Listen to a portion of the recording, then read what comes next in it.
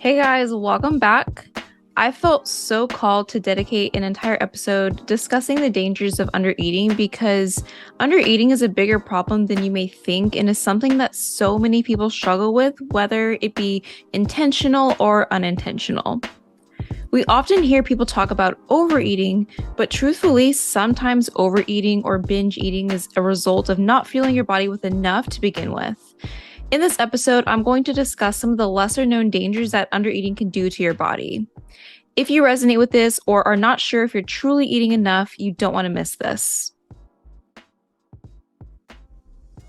There are actually quite a lot of dangers that undereating can cause within the body that I wanted to touch on a few of the biggest ones that I see in particular with the clients that I work with that many people do not think are an actual result from their diet.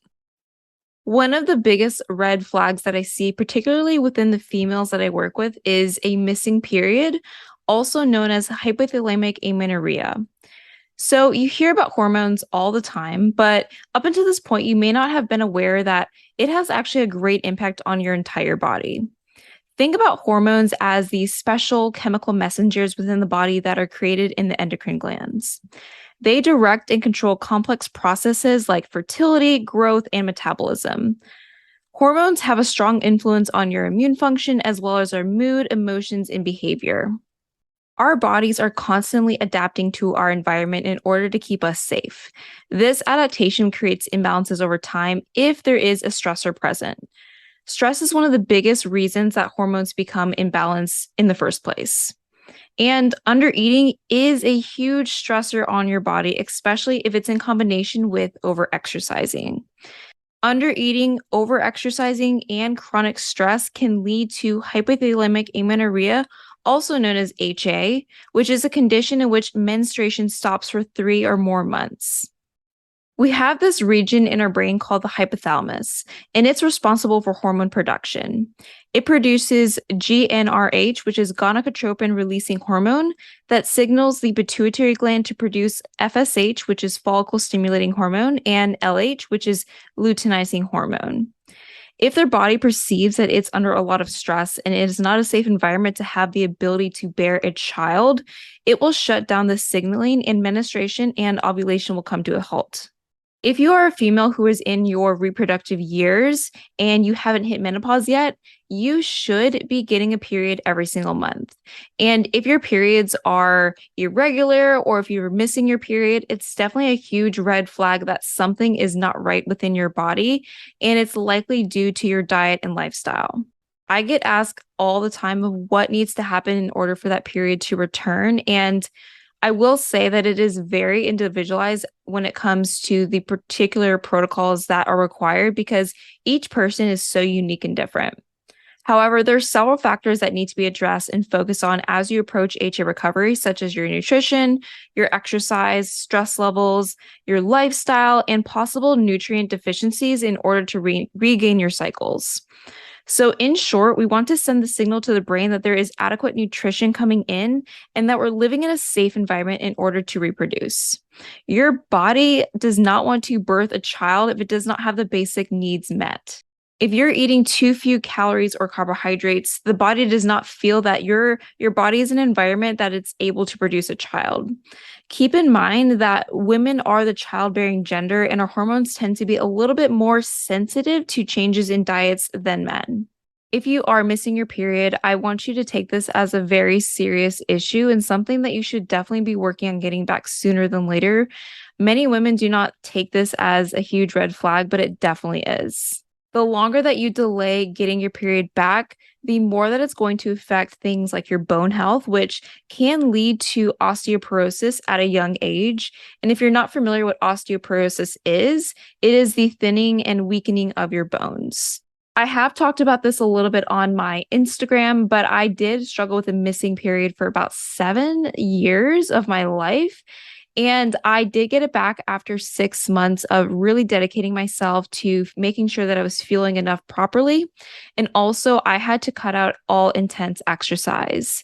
And this was a long going journey for me, but it was definitely worth it as my body's now at a healthy place again.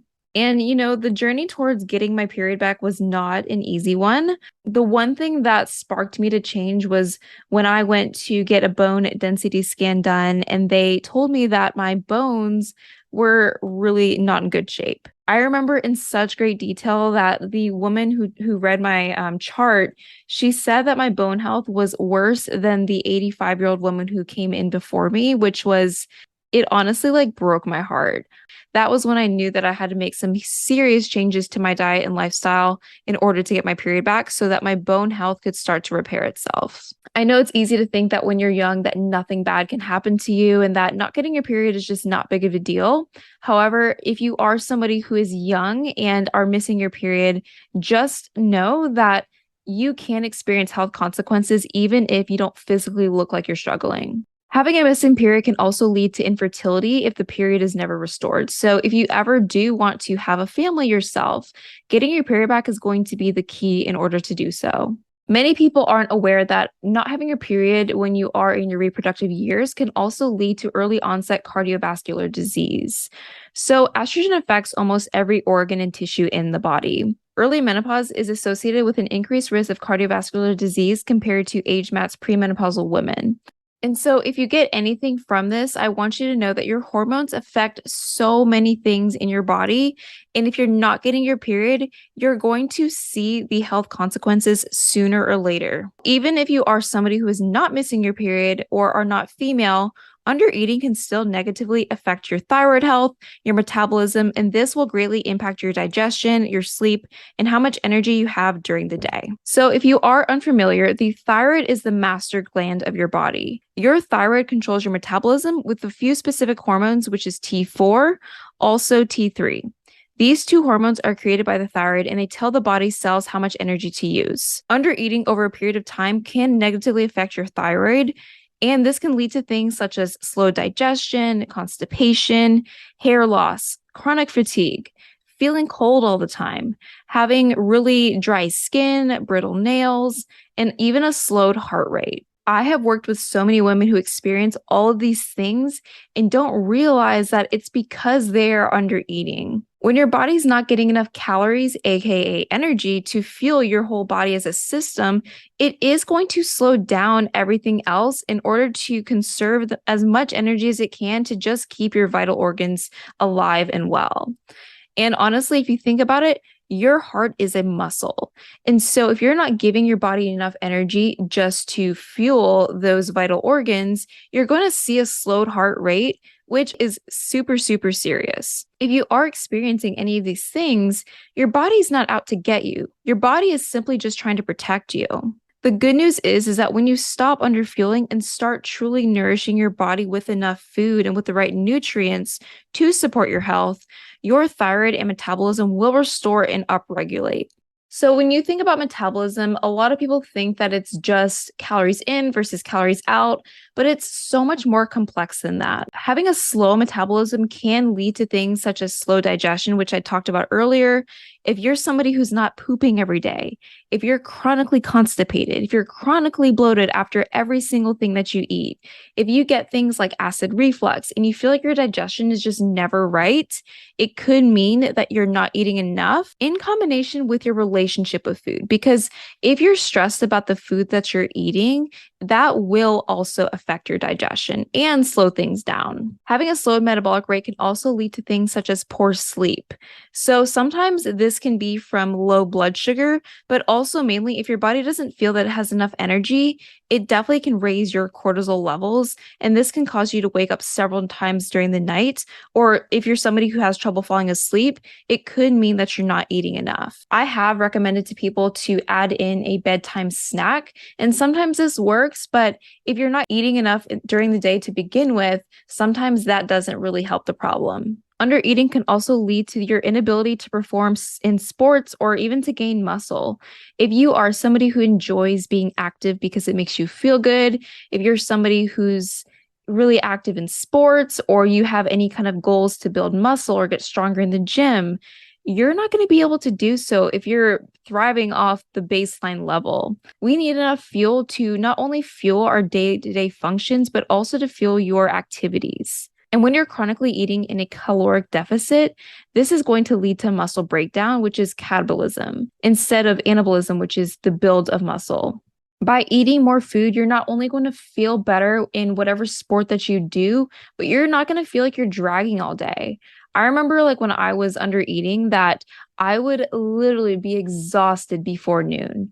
I would do my morning workout fasted every single day, and I would just feel like I would rely on caffeine to get through my day. There was not even like certain types of foods that would help me wake up. I just felt like I was a walking zombie because I was just simply not feeling my body with enough. And there's so much beauty within eating more food. So if you have any kind of fitness goal that you're working towards, eating more food may be your best friend. Those are some of the most common physical things that I see within my clients, but there's also psychological things that can happen as a result of undereating. If you're noticing that you're lacking concentration throughout the day, you're always thinking about food, even after you eat. So, like, let's say you're having breakfast and you're already thinking about lunch, or you're already thinking about your snack, or you're already thinking about dinner. That is a huge sign that you're not giving your body enough food. If you feel like you're going to binge the second that you eat something sweet, or maybe if you feel like you're going to eat something that is one of your quote unquote bad or forbidden foods, then you are likely not eating enough. With all that being said, if you do find that you resonate with any of these things, just take those as signs that your body is being undernourished and that you would definitely benefit from eating more. Eating more food is not a bad thing. What's truly bad for your health is putting your body under so much stress from underfueling and stressing about every single thing that you eat. If you are struggling with your relationship with food and don't know where to start in order to improve your relationship with food, I would love to help you with this. And I will be linking my website for you to reach me in the show notes. I really hope that whoever's listening today either learned something new or took this as an eye-opener to start really prioritizing what truly is healthy over restriction.